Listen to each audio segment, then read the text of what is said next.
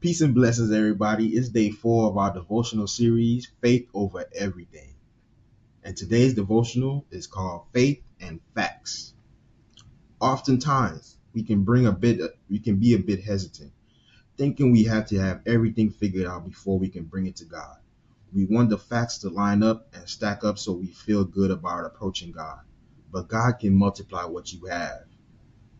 But you have to show up where you are and with what you have. The refining process isn't something you do on your own and then you bring it to God for Him to bless. You start by bringing it to Him and He refines it into something far greater than you could ever imagine and you could ever do on your own. The push and pull between facing the facts and having faith in God doesn't have to create as much tension as we think if we simply bring it all to God.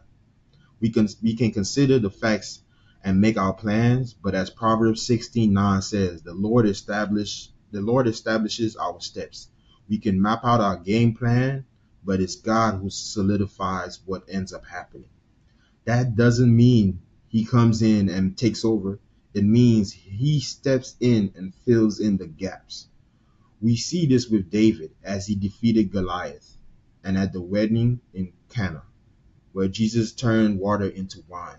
David assessed the situation, considered his past experience, realized King Saul's armor didn't quite fit, and made his plans for how to move forward.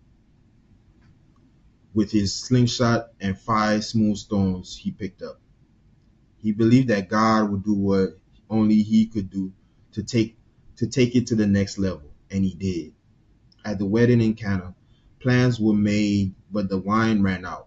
So they obeyed what Jesus said and brought the water that they had. He turned it into something greater. When we do the best we can, given the circumstances we're facing, God meets us. He puts His hand on what we have, miraculously extends it into a victory. Don't let the facts stop you from believing God can do greater things in your life. And don't let the miracle you need stop you from moving with what you have available to you.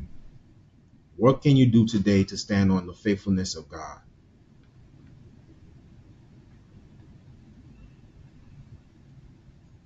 Tune in for the last day of our devotional series tomorrow.